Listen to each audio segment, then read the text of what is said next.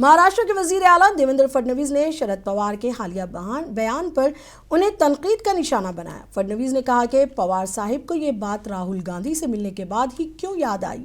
मुझे लगता है कि पवार साहिब ने जिस तरह से बात की है वो राहुल गांधी से मुलाकात का नतीजा मालूम होता है।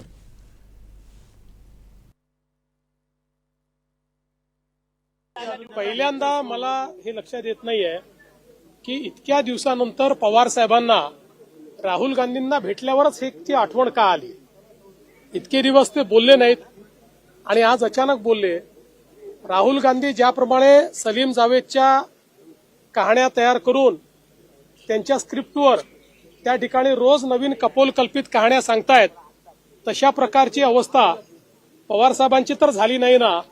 कारण पवार साहेब अनेक वर्ष राहुल गांधी जरी ईव्हीएम बद्दल बोलत होते तरी देखील कधी बोलत